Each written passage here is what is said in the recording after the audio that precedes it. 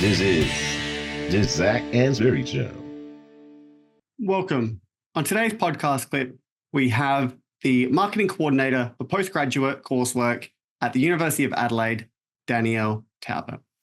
One of the things that's happening within the university sector at the moment is something called Teaching Research Nexus, which is about making sure you have the most up-to-date research that is then entered into the classroom. Usually from the university, that's the forefront, which for marketing it is the Ehrenberg Bass Institute here. So I'm leading initiatives to that space, but I'm wanting to know, how do you bridge that research industry nexus? Is there ways that you try to keep up with sort of what's happening in the academic world and how that can build bridges for industry, or is there industry-based research that you follow that you take insights from? Yes, there are so many. I think our field is changing so rapidly. There are new trends, there are new channels coming out all the time. And I think it's super important for all of us to be keeping up with those trends. No matter what level you're at, we do not know everything. We just have to follow those different trends and stay up to date 100%. So I think a big one for me is LinkedIn. I spend a lot of time following different agencies, different research institutes, just looking at what is actually coming out, following different podcasts, reading different books, following key people within the marketing realm. And even the tech realms as well. I think with the increase of marketing technology and trends, it's super important to follow that as well. And I think people within their undergraduate studies really need to be at the forefront of all of those emerging trends as well. And of course, that is where those real world experiences as part of your undergraduate studies is really important. But just being able to go into interviews and being able to talk about some of those emerging trends, I think puts you in a really good position to be able to, demonstrate again that you care, that you are kind of a leader. You know, as an undergraduate student, you can still have all that amazing knowledge and continue to build upon that knowledge. Yeah, I think that's really cool. So LinkedIn, definitely a bit of a source to see what's currently happening. Do you go to websites like B&T or Mumbrella or Ad Age or anything like that? Or yeah? Yeah, Okay. all of those. Subscribe to all of those, definitely. It's great. Sometimes you can see that the institutes, researchers have research that's published. And again, it's all insights that have actually been translated for industry. And I think that's so important in this kind of piece of work, is that as academics, we are translating the information and insights that we're finding into what's actually applicable for industry. And I think it's so important to think about the context of our work and how that applies to people in industry. I think that's really what's going to help, translate all of that university research into knowledge that can actually be distributed across the industry. Yeah. Do you find LinkedIn to be quite good because it can fill in small pockets of time that would otherwise be kind of useless? Like you're waiting for the lift, for example, or you're in the lift and, that's maybe a minute or two that's kind of dead time. So you could be, doom scrolling on Instagram or looking at funny memes or something, or you can figure out what's the latest trends and everything in industry. Is that how you're kind of using it?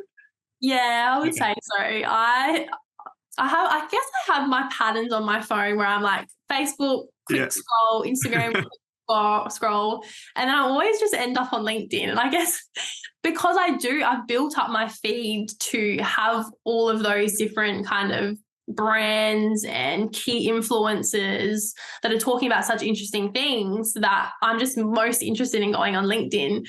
And I know some of the different kind of functionalities that they're introducing, like even the key kind of areas and topics that are now coming through LinkedIn where people can actually contribute to that as key influencers within that field. So if it was advertising, for example, people are adding now their expertise to those topics.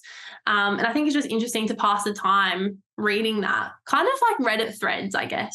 But it's for marketing on LinkedIn. Cool, and probably a little bit more professional than Reddit. Yeah, absolutely. But yeah, it's a great way to pass the time. And you're building your knowledge in 1 minute just by reading an article or reading a post that an influencer in marketing posted. I think I'm using LinkedIn wrong. How do I make my feed better, I guess? So should I just do you need to follow brands or follow people? Because a lot of my LinkedIn is mostly people moving around between jobs and, that sort of stuff. And I find that very interesting because, it's people I know, obviously, and it's like, oh, they've moved from here to there, or they've moved from this city to that city, or they've been promoted or something like that. Awesome to see, right? I love people being successful and what they're doing in life. But I don't think my feed is skewed as much as yours is towards actual stories. So what settings do I need to change? I think it's just, algorithms and things are changing all the time, and it's quite hard to keep up with all of that. But I think the best way to find out what's happening in industry is following all those pages. So as much as we might subscribe to B&T and get those emails at a quick glance, everyone's sharing everything on LinkedIn. And I think just following those sorts of pages, and again, following people like Mark Ritson, like Byron Sharp, like Jenny, Rachel Kennedy, all those different people who are actively engaging, whether they are commenting on other people's posts, they're posting themselves, they're being tagged in something. It's just such a great way to stay informed. And I think as well for undergraduate students, when you're networking with people, say you are in the business mentor program, or you are, you're working at an internship or anything like that, you actually have things to talk about with people because you're seeing things on LinkedIn or wherever it is. So it's just a great way to kind of have extra things to talk about and actually contribute to the conversation as well.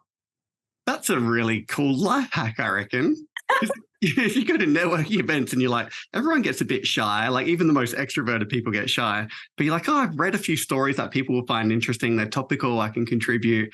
That's a good life hack there. But that is also my to-do plan tomorrow, is to make sure I load up my LinkedIn feed and to make it more content heavy. I think that's like that insight.